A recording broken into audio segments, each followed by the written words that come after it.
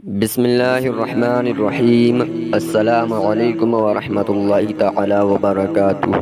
ناظرین اکرام، میں امید کرتا ہوں آپ تمام تر حضرات خیر و عافیت سے ہوں گے اور آپ پر اللہ رب العزت کا احسان عظیم ہوگا۔ صلاۃ و سلام ہو سرکار دو عالم صلی اللہ تعالی علیہ وسلم پر، اور صلاۃ و سلام ہو آپ کی آل پاک پر۔ ناظرین، آج کی اس ویڈیو میں ہم آپ حضرات کو بتائیں گے کہ شب برات کی رات بیری کے پتوں سے غسل کیسے کریں۔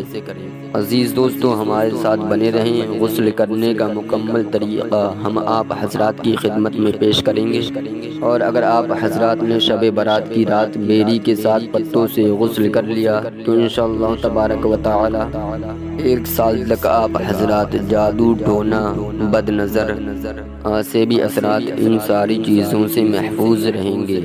پیارے عزیز دوستو، اگر آپ حضرات چاہتے ہیں کہ ہم جادو، جنات، آسیبی اثرات، بد نظر سے محفوظ رہیں تو جو غسل کرنے کا طریقہ ہم آپ حضرات کو بتانے والے ہیں، آپ حضرات اس طریقے سے غسل کر لیں۔ انشاءاللہ تبارک و تعالی آپ حضرات جادو، جنات، آسیبی اثرات، بد نظر جیسی بلاؤں سے محفوظ رہو گے۔ پیارے عزیز دوستو، غسل کا طریقہ بتانے سے پہلے آپ حضرات سے گزارش و اپیل ہے کہ آپ حضرات اگر ہمارے چینل پر پہلی بار آئے ہیں تو چینل کو سبسکرائب کر دیں، بیل آئیکن کے بٹن کو پریس کر دیں تاکہ آنے والی ہر نوٹیفیکیشن آپ تک سب سے پہلے پہنچ جائے، اور ویڈیو پسند آئے تو لائک اور شیئر ضرور کر دیں۔ بلا تاخیر ویڈیو شروع کرتے ہیں۔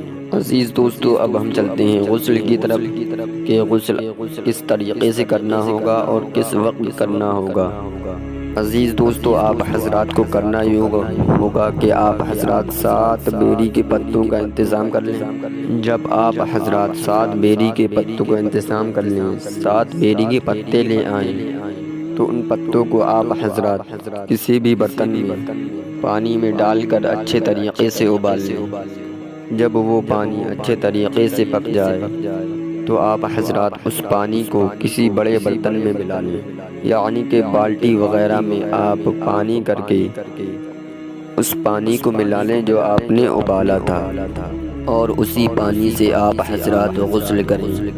غسل اسی طریقے سے کریں جس طریقے سے آپ حضرات دوسرے وقت میں کرتے ہو۔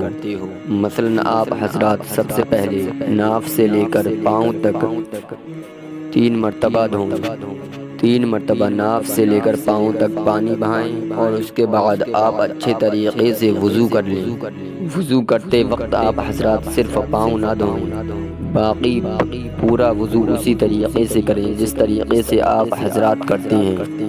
اور اگر آپ حضرات کسی اونچی چیز پر بیٹھ کر نہاتے ہوں، مثلا پٹلی وغیرہ، کسی پتھر وغیرہ پر، تو پاؤں بھی دھو لیں۔ اور وضو کرنے کے بعد آپ حضرات اپنے جسم پر اچھے طریقے سے پانی چپڑ لیں۔ اچھے طریقے سے آپ حضرات اپنے جسم کو مل لیں۔ ملنے کے بعد آپ حضرات اپنے داہنے بازو پر، اپنے داہنے کاندھے پر 3 مرتبہ پانی بہائیں، پھر بائیں کاندھے پر 3 مرتبہ پانی بہائیں۔ بہانے کے بعد آپ حضرات اپنے سر سے لے کر پاؤں تک 3 مرتبہ پانی بہائیں۔ اس طریقے سے آپ حضرات غسل کر لیں۔ اس کے بعد آپ حضرات نوافل پڑھیں، قضائے عمری پڑھیں، جو بھی پڑھیں۔ آپ حضرات نے غسل کر لیا۔ اب یہ سمجھ لیجئے گا کہ 1 سال تک آپ کو نہ تو کوئی نظر بد لگے گی، 1 سال تک آپ حضرات جادو، جنات، آسیبی اثرات سے محفوظ رہو گے۔